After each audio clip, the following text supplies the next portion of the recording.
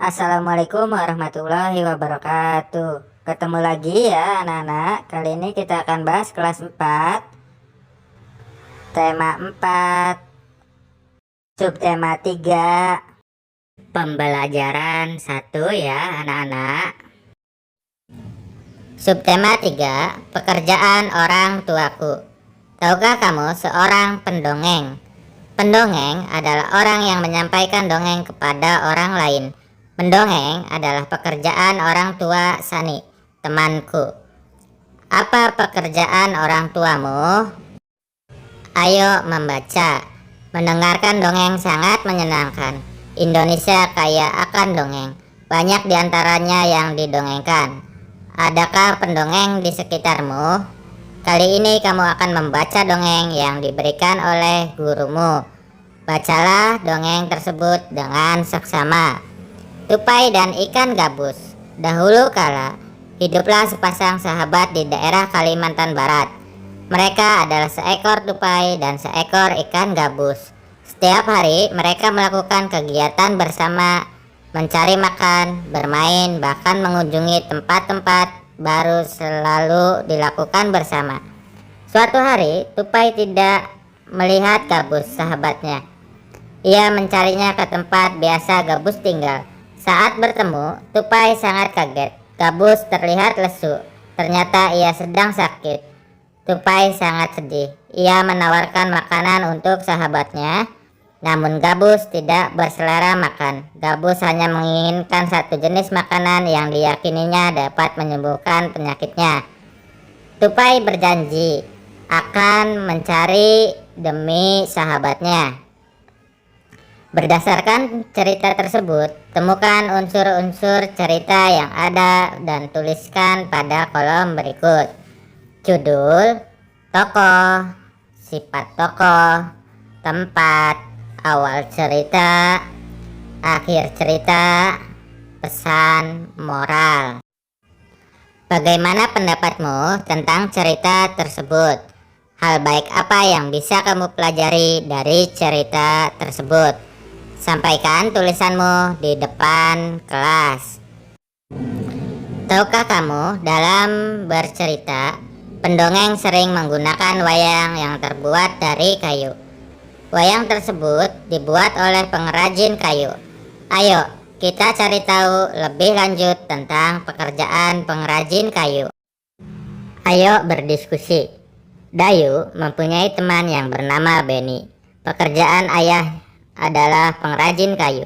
Mau tahu apa saja yang dilakukannya? Ini cerita Beno. Bacalah teks berikut dalam hati. Pekerjaan ayahku adalah pengrajin kayu. Ayahku membuat meja dan kursi untuk menghasilkan kursi. Awalnya ayahku membeli kayu, memotongnya, membentuk menjadi kursi, menghaluskan, lalu mengecatnya. Waktu yang dihabiskan untuk membuat kursi kurang lebih 1 minggu. Ayahku menjual meja dan kursi buatannya ke toko mebel. Di toko mebel itulah orang-orang bisa membeli meja dan kursi buatan ayahku. Jawablah pertanyaan berikut. 1. Produk apa yang dihasilkan oleh ayah Beni? 2. Apakah pekerjaan ayah Beni termasuk menghasilkan barang atau jasa? Jelaskan alasanmu. 3. Apa saja yang harus dikerjakan oleh pengrajin kayu? Diskusikan hasilnya dengan temanmu. Adakah pengrajin di sekitarmu? Tuliskan tentang pengrajin tersebut dengan memuat produk yang dihasilkan, sumber daya alam yang dipakai, jenis pekerjaan yang dilibatkan, dan manfaat terhadap masyarakat sekitar. Sumber daya alam yang digunakan oleh ayah adalah kayu.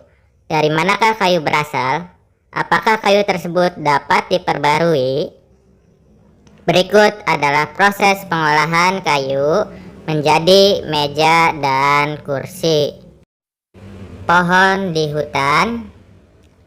Menebang pohon, kayu diangkut ke kota, pengrajin kayu, toko mebel, pembeli.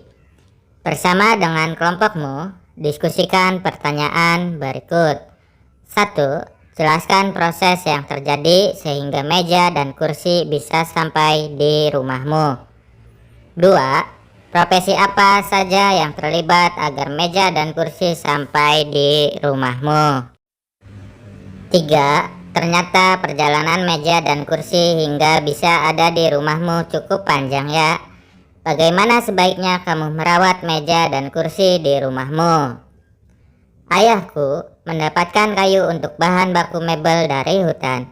Salah satu hutan di Indonesia yang sering diambil pohonnya adalah hutan di Kalimantan.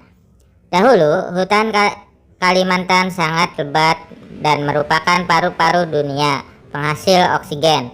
Akan tetapi, kini pohon-pohonnya semakin berkurang. Sering sekali kebakaran hutan. Ayo mengamati, perhatikan kenampakan hutan di Kalimantan pada gambar di bawah ini. Warna hijau menunjukkan adanya pohon dan warna putih menunjukkan hutan yang gundul.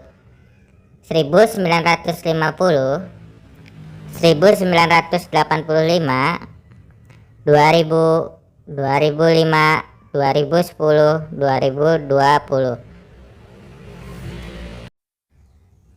Menurutmu, bagaimana perkembangan pohon yang ada di hutan Kalimantan dari tahun ke tahun? Diskusikan hasilnya dengan teman kamu. 1950, hampir seluruh wilayah Kalimantan tertutupi hutan. 1985, 2000, 2005, 2010, 2020. 1. Bandingkan kenampakan hutan pada tahun 1950 dan 2010. 2. Menurutmu, mengapa kenampakan hutan pada tahun 1950 dan 2010 sangat berbeda? 3. Bagaimana kondisi hutan jika terjadi penebangan terus-menerus? 4. Apa yang akan terjadi jika pohon di hutan semakin berkurang? 5.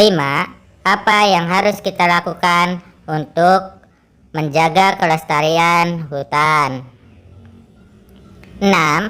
Sikap apa sebaiknya dimiliki oleh pengrajin kayu agar kelestarian hutan tetap terjaga?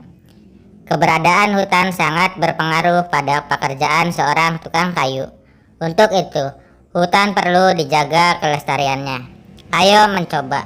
Menurut kamu, bagaimana kenampakan hutan di Kalimantan pada tahun 2030? Jelaskan pendapatmu.